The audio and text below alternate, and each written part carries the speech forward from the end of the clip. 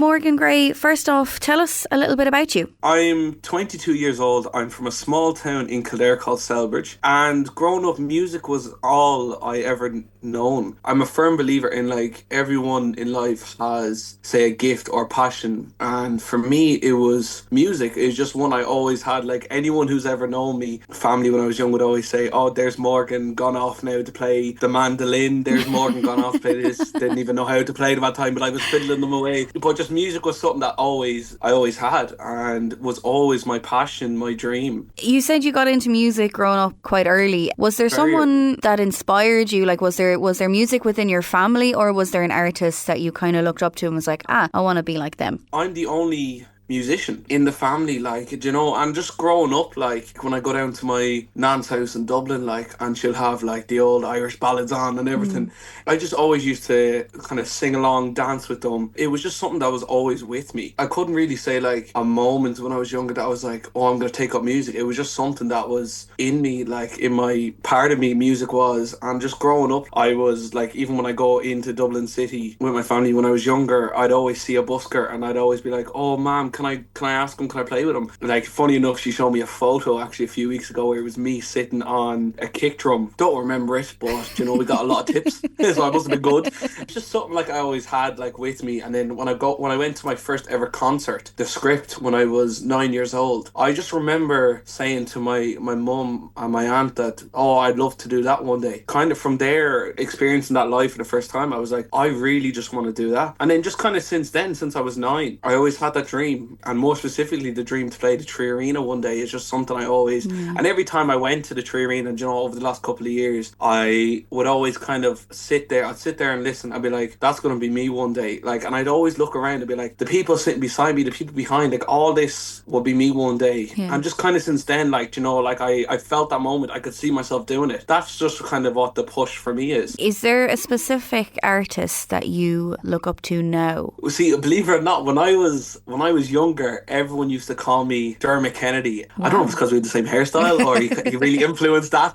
But like, I used to always listen to Dermot Kennedy, you know, and funny enough, I got to see him live for the first time when he was playing on Grafton Street, and I was like, that's me. Like, everyone, all my friends used to call me Dermo when I was younger, you know, like, oh, because the only songs I would ever sing was his. And then I'm a big fan of James Arthur as well, like his music. But the one thing that I love about artists, yes, it's their music, but it's their story. I love how they started to where they're now, and kind of like the Script have always been my favorite band growing up, like from when I got the, you know, that's where my dream came when I went to see them when I was 9. So I'm more kind of like, it progressed from that to Dermot Kennedy. So like, I love the Irish roots.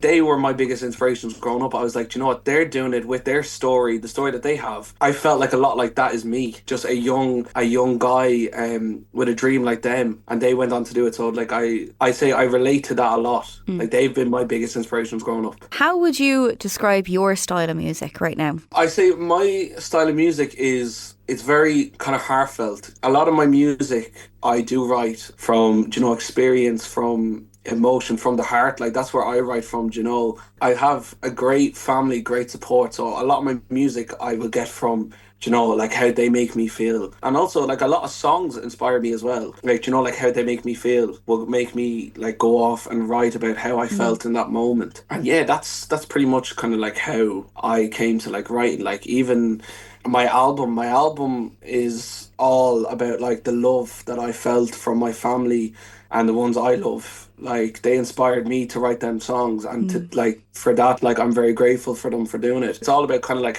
how I feel. I write from really from the heart. Like, heartfelt is probably the biggest thrive, I would say, like, for me to write the songs. Going on to your tracks, one of your tracks, If You Ever Left, is one of the reasons we're chatting. Tell us a little bit about the track, and is there a personal story behind it for you? There is actually.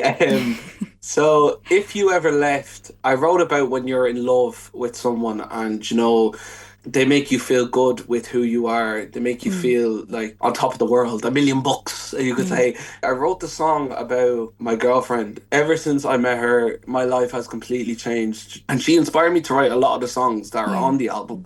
So If You Ever Left was the song that I wrote specifically to her. The song is really about like, I would honestly be lost in this world without you. And if it wasn't for you, I wouldn't be, the person I am today, which is very true. Because with my songs before, yes, they were heartfelt, but since I met her, it completely opened my eyes to writing songs. Every day she makes me feel happy, feel she's proud of me. Like I have a whiteboard actually behind me here, and a part of the whiteboard, every time I see her, she will always leave a little message on it. So like, for example, like she wrote like, "I'm so proud of you. You always make me laugh. Always have the best time with you." And more specifically, she wrote like, "I love you." She really inspires me to be the artist that I am today. And I do believe that like with the success of the album, the singles on it, like more specifically the one that you picked out that you really like, that song is all about her. Like if you ever left, I don't know who I would be. That's the first time I actually really shared that story. I mean, now I'm not surprised that one kind of touched me a little bit more, because that's exactly the way I feel about my partner as well. I go back, Lauren, to like the first time we ever spoke. We spoke for 4 hours late at night on the phone, and I remember going to bed that night being like, "Do you know what? I cannot wait to talk to this, to this person again." One of the most heartfelt lyrics I wrote in the song was, "You stole my heart from the first night we met, and I'll be lying if I said I'll be okay if you ever left." Like I remember writing that line very late at night when I wrote the song. Just ever since then, I knew that this was a special song, and it was a special song for me to share that kind of side of myself, Morgan Gray, and I'm delighted with everyone who has connected with the song. Like ever since I released the album, that song in particular has always come back to me to be like, "Oh, this song reminds me of when I first met my partner." And then you were able to share that with me as well. And like as an artist, like that means so much to me that yourself has connected with it, and it makes you feel that love that you have for your partner. Other people that have messaged me being like, "Oh, this song reminds me of," and that's one thing I love about being an artist and sharing my music, is the connection other people have to it. But also like another kind of message behind the song is that like the introduction to it, like so with like the dream of music that I'm chasing, like I know it could take me around the world, and I know there'll be days where the ones you love, family, won't be able to come, say they have other plans or a busy schedule. But it's a song to remind them that like no matter where I am in the world, I'll always be thinking of you. That I thought you should know that like yes, I'm a long way from home, but you're always on my mind. It's one of the most heartfelt songs I've ever written, and like I'm so proud to have shared it with the world. We're just going to go on to the album that you mentioned called Let Me Break Tonight. It's your debut album. You kind of spoke a little bit about it, but tell us a little bit more. Is there a story like behind like the album in itself? Do you have to listen to it like from start to finish, or is it just an album that you brought out? And why was now the best time for you to release it? Last year when I was releasing singles, I always had the dream of releasing an album one day. Even when I was a kid, to have an album, I released an album. It all really happened for me with releasing the music, and the album all goes back to my grandmother, who was my biggest supporter growing up. It was only recently where I got sent a video from my mother where I was playing Christmas Day in I believe it was 2016, of me singing in the living room, and it all kind of goes back to her. Like she was always my biggest supporter, like she was always the one pushing me. Every time I went to see her, she'd be like, "Make sure he has the guitar, make sure he has the guitar," even if it was for like a 5-minute family visit. 2 years ago, I lost my grandmother a week before Christmas, and the last thing I ever said to her was, "I promise you my dream will come true in music." And I'm a man of my word, and that kind of gave me the drive, the power to make it all happen, because she always dreamt of, funny enough, like she was like, when I was younger, when you make it in music, I want a house in Vegas. She loved poker. She's like, "I want a house in Vegas beside Caesar's Palace. So when you go off, I can be in here and we'll all be happy." And I was like, "Yeah, of course, girl." The humour, like she was gas. But just ever since the day she passed, I just had the fire that, what, I'm going to make it all happen now. Not like I'll make it happen one day, now. So I started releasing the singles, and Let Me Break Tonight was a single I released last year. And the whole meaning behind it is because that I was always afraid to kind of like put myself out there, on social media, because I know, like, like you can get nasty comments like, oh, like people will laugh at it and joke with it. Let Me Break Tonight, like the meaning of the song is about coming out of your, say, comfort zone to be who you truly are, like with a dream and all. Like, I know a lot of people can doubt themselves, but it's all about taking that breath and realizing, bringing yourself back to reality, being like, why are you doing this? Like, and that's what the whole title of the song is. It's all about stepping out, showing the world who you are. That, like, if you have a dream, don't let anything hold you back. When I wrote the album, I was originally going to call the album Home, but 2 weeks before the album came out, I decided, you know what, I'm going to rename it to Let Me Break Tonight. And the whole title, the whole meaning behind the album is that I am Morgan Gray and this is who I am. So with the whole, like, I'm now stepping out to show the world who I am. And it wasn't until I released my last single of the year, Make a Live and Make a Home, last year, that I decided, literally in 2 months, I was like, do you know what? I want to release an album. And my whole family were like, well, why don't you do it? So I gave myself 2 months to write the album.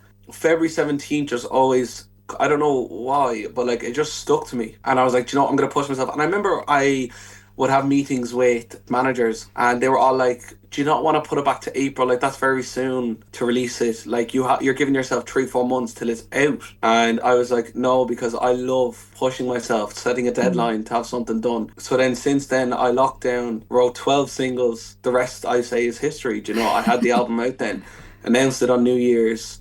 And since I announced it on New Year's, the whole thing changed. My following went up. I was getting messages left, right, and center, waking up to some. You don't have to listen to the full album, I believe, to really get to know it. Like, you can always pick a song or two, or if you listen to the whole thing, thanks very much. Every song is a part of me. So for even one person to listen to it, they get to understand me. They listen to my work, my music. And to that, I'm grateful. So you wouldn't have to listen to the whole album, but if you do, again, thanks very much. But yeah. I suppose finally, what is to come for the rest of 2026 for you? Have you got anything exciting planned that you can tell us about? I do, and I'm going to announce it now for the first time. Ooh, exclusive. So, yes, so from May, I'm going to release 3 singles from the album as solo singles, and each one will be done by the choice of the people themselves. So Wow. I will be putting up a poll that if there's any song you would love to be released as a single, which one? And from there, I will release 3, and then in November, I'll be releasing a Christmas song that I wrote. Lovely. Called Christmas Without You. But it's a song about kind of like the reality of growing up, knowing that Christmas can also be a lonely time. So that's the plan. And in 2027, next year, my plan is to release 6 singles again. And in 2028, we will have my second album. So that's my plan. I have it locked down, and I have most of the songs for next year actually already written. So no, I'm really looking forward to it. But also things can come up along the way. So I'm excited for that kind of the unknown. And where can people find you on social media if they're looking to stay up to date, or if they want to get involved in that poll of yours? Yeah, no, you can find me across all social media platforms. You can find me across on TikTok, Instagram, YouTube. I post many clips from shows behind the scenes on YouTube. And also, like, I have my email on my Instagram pinned. So for any like upcoming events, any like, sneak peeks will all come through that, come through my artist mailing.